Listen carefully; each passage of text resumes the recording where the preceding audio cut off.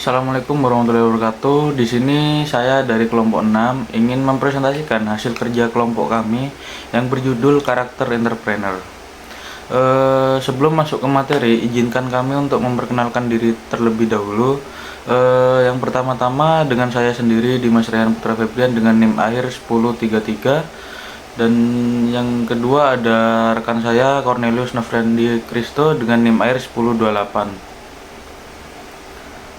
Selanjutnya di sini kami akan membahas 3 materi. Yang pertama yaitu ada kepemimpinan, yang kedua ada keorisinilan, dan yang ketiga ada orientasi ke masa depan. Nah, sebelum masuk ke materi pertama yaitu kepemimpinan, di sini saya akan menjelaskan karakteristik itu apa sih. Karakter merupakan tabiat, watak, sifat-sifat kejiwaan, akhlak atau budi pekerti yang membedakan seseorang daripada yang lain. Nah, dengan pengertian di atas tadi, dapat dikatakan bahwa membangun karakter ialah proses mengukir atau memahat jiwa sedemikian rupa sehingga berbentuk unik, menarik, dan berbeda atau dapat dibedakan dengan orang yang lain. Selanjutnya di sini ada kepemimpinan. Apa sih itu kepemimpinan? Kepemimpinan sendiri merupakan upaya penggunaan jenis pengaruh bukan paksaan atau konversif untuk memotivasi orang-orang dalam mencapai tujuan tertentu. Nah, hubungannya dengan karakter sendiri itu karakter memainkan peran yang sangat penting dalam kepemimpinan kewirausahaan karena kewirausahaan melibatkan pengolahan bisnis yang kompleks, beradaptasi dengan perubahan cepat, dan mengatasi tantangan yang seringkali unik. Selanjutnya ada karakter wirausaha pada kepemimpinan wirausaha, yaitu ada 7 di sini. Yang pertama yaitu ada keberanian untuk bertindak. Keberanian untuk bertindak sendiri yaitu manusia hidup wajib berusaha, maka keberanian untuk bertindak adalah hakikat wirausaha. Nah, keberanian seseorang dalam wirausaha yang senantiasa dihadang oleh risiko merupakan wujud daripada keberanian menembus ketidakpastian usaha. Karena itu, kewirausahaan membutuhkan perhitungan yang cermat, hati-hati, dan bersifat antisipatif terhadap segala kemungkinan timbulnya risiko yang dimaksud. Tiada usaha tanpa risiko, mengingatkan kita semua untuk berupaya menekan atau memperkecil risiko, dan tindakan ini merupakan keharusan yang mutlak. Adapun menghilangkan risiko merupakan hal yang sangat tidak mungkin dalam setiap usaha apapun. Dan yang kedua ada membangun tim yang baik. Nah, target penjualan, biaya operasional merupakan komitmen pimpinan dan karyawan perusahaan yang mempunyai tugas dan tanggung jawab. Untuk itu, dukungan aspek administratif usaha melekat pada komitmen atas target yang akan dicapai oleh perusahaan pada periode tertentu. Untuk mewujudkan komitmen tersebut, perusahaan mutlak diperlukan kebersamaan langkah semua karyawan yang dikendalikan oleh pimpinan perusahaan. Kebersamaan karyawan dalam intern perusahaan tersebut mencerminkan keterlibatan dan kontribusi tenaga dan pikiran seluruh karyawan perusahaan dalam mewujudkan target perusahaan. Oleh karena itu, adanya tim yang baik di dalam sebuah usaha sangat diperlukan pada jiwa kepemimpinan wirausahaan. Selanjutnya ada berpikir dan berjiwa besar. Nah, dengan berpikir dan berjiwa besar, kita akan dengan cepat untuk tahu yang kita tuju dalam hidup kita ini apa. Kita akan hidup besar dalam pencapaian, pendapatan di antara teman, serta respek. Keberhasilan bukan ditentukan oleh besarnya otak seseorang, melainkan oleh besarnya cara berpikir seseorang. Jika berpikir besar menghasilkan begitu banyak keberhasilan. Nah, selanjutnya berani mengambil risiko. Risiko itu ada bila mana waktu yang akan datang, future tidak diketahui. Jadi, dengan perkataan lain, risiko itu ada bila ada ketidakpastian. Berhubungan akibat daripada risiko itu sangat tidak kita kehendaki, maka tiap orang akan bertindak sebagai risk manager, bukan karena dipilih tetapi karena terpaksa. Nah, di sini terdapat jenis risiko, yaitu ada 3. Yang pertama objective risk. Itu ialah risiko yang terjadi secara alami atau nature yang sama bagi setiap orang lain dan cara mengatasinya pun sama. Nah, yang kedua ada subjective risk, yaitu risiko yang diperkirakan akan terjadi oleh setiap orang sebagai akibat objective risk. Yang ketiga ada uncertainty atau ketidakpastian, yaitu kesadaran orang akan adanya risiko dalam situasi tertentu, tetapi sulit untuk memperkirakan mana dari sekian akibat atau hasil yang akan terjadi. Nah, tidak seperti halnya kemungkinan, ketidakpastian ini tidak dapat diukur dengan alat apapun yang dapat diterima. Baik, selanjutnya having mentor. Having mentor atau memiliki seorang mentor adalah mengalami hubungan profesional yang berharga di mana seseorang yang lebih berpengalaman dan ahli dalam suatu bidang memberikan bimbingan, dukungan, dan nasihat kepada individu yang kurang berpengalaman. Having mentor sendiri menerima dan memberikan dukungan, berbagai pengetahuan, serta membangun hubungan berharga yang membantu mencapai tujuan mereka dengan cara yang lebih terarah dan efektif. Baik, selanjutnya ada pikiran yang terbuka. Orang yang terbuka terhadap pengalaman baru akan lebih siap untuk merespon segala peluang dan tanggap terhadap tantangan dan perubahan sosial. Misalnya dalam mengubah sekitar hidupnya. Orang yang terbuka terhadap ide-ide baru inilah merupakan wirausaha yang inovatif dan kreatif yang ditemukan dalam jiwa kewirausahaan. Selanjutnya ada kepercayaan. Nah, percaya diri bukan berarti seluruhnya kegiatan berdasarkan kemampuan diri atau dilakukan sendiri, melainkan dapat mengevaluasi kekuatan dan kelemahan diri. Dengan demikian, dapat menentukan kemampuan guna melakukan sendiri dan terus belajar agar kemampuan dirinya meningkat, sehingga kelemahannya yang dapat dikurangi. Orang yang percaya diri memiliki kemampuan untuk menyelesaikan pekerjaan dengan sistematis, terencana, efektif, dan efisien. Kepercayaan diri juga selalu ditunjukkan oleh ketenangan, ketekunan, kegairahan, dan kemantapan dalam melakukan pekerjaan. Baik, selanjutnya akan dilanjutkan oleh rekan saya. Nah, yang berikutnya ada keorisinilan. Terdapat beberapa unsur-unsur keorisinilan, yaitu nilai inovatif, kreatif, dan fleksibilitas. Ide-ide kreativitas sering muncul ketika wirausaha melihat sesuatu yang lama dan berpikir sesuatu yang baru dan berbeda. Oleh karena itu, kreativitas adalah menciptakan sesuatu yang sebelumnya tidak ada menjadi ada. Wirausahawan yang inovatif adalah orang yang kreatif dan yakin bahwa terdapat cara baru yang lebih baik. Ciri-cirinya tidak pernah puas dengan cara-cara yang dilakukan, menuangkan imajinasi dalam pekerjaannya, dan ingin tampil beda. Rahasia kewirausahaan dalam menciptakan nilai tambah barang dan jasa terletak pada penerapan kreativitas dan inovasi untuk memecahkan masalah dan meraih peluang yang dihadapi setiap hari.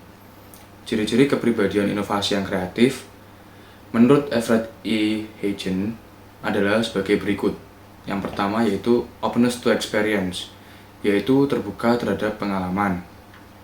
Yang dimaksud di sini ialah wirausaha selalu berminat dan tanggap terhadap gejala di sekitar kehidupannya dan sadar bahwa di dalamnya terdapat individu yang berperilaku sistematis. Yang kedua, creative imagination, yaitu kreatif dalam berimajinasi. Wirausaha memiliki kemampuan untuk bekerja dengan penuh imajinasi. Lalu yang ketiga, confidence and content in one's own evaluation, yaitu cakap dan memiliki keyakinan atas penilaian dirinya dan teguh pendirian. Lalu, satisfaction and in facing and attacking problems and in resolving confusion or inconsistency, yaitu memiliki kepuasan dalam menghadapi dan memecahkan persoalan. Lalu yang kelima, has a duty or responsibility to achieve, yaitu memiliki tugas dan rasa tanggung jawab untuk dicapai. Lalu yang keenam, ada intelligence and energetic, yaitu memiliki kecerdasan dan energi. Berikutnya adalah berorientasi ke masa depan. Orang yang berorientasi ke masa depan ialah orang yang memiliki perspektif dan pandangan ke masa depan. Karena ia memiliki pandangan yang jauh ke masa depan, ia selalu berusaha untuk berkarya dan berkarya. Karakter yang harus dimiliki seorang wirausahawan yang berorientasi ke masa depan yaitu yang pertama visioner, lalu berpikir positif, dan memiliki pengetahuan yang luas. Bisnis utama para pemimpin sejati yaitu visi. Mereka melakukan segala aktivitas pemasaran dalam arti yang seluas-luasnya untuk memastikan visi yang dirumuskannya laris terjual. Mereka mengonsumsi sendiri visi yang dirumuskannya itu. Mereka hidup dari situ, mereka makan dan minum dari situ, bernapas dari situ. Akan tetapi, terdapat beberapa hal yang menjadi kemungkinan gagalnya sebuah visi. Apabila visi tersebut, yang pertama, tidak cukup jelas, tidak cukup dikomunikasikan, tidak cukup menarik perhatian, tidak sesuai dengan keinginan banyak orang, tidak cukup sederhana untuk dapat diingat, tidak cukup ambisius, tidak cukup memotivasi, tidak sesuai dengan nilai yang dianut sebagian besar orang, tidak menginspirasikan antusiasme, tidak memberikan rasa bangga, tidak memberi makna, tidak merefleksikan keunikan, tidak diyakini dapat dicapai, visi tersebut membuat orang bersedia berkorban, tidak dirumuskan secara positif, dan tidak dipelihara baik-baik oleh penggagasnya. Seorang wirausaha haruslah perspektif, mempunyai visi ke depan, sebab sebuah usaha bukan didirikan untuk sementara, tapi untuk selamanya. Oleh sebab itu, faktor kontinuitasnya harus dijaga dan pandangan harus ditujukan jauh ke depan. Untuk menghadapi pandangan jauh ke depan, seorang wirausahawan akan menyusun perencanaan dan strategi yang matang agar jelas langkah-langkah yang akan dilaksanakan. Selanjutnya, berpikir positif.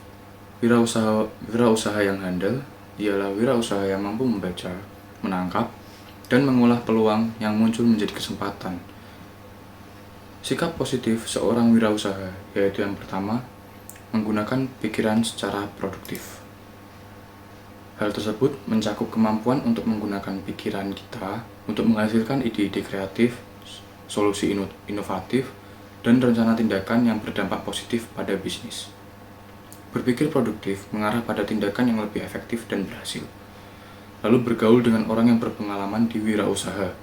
Interaksi dengan orang-orang yang memiliki pengalaman dalam dunia wirausaha dapat memberikan wawasan berharga, pelajaran dari kegagalan, dan keberhasilan mereka, serta nasihat yang dapat membantu menghindari kesalahan yang sama.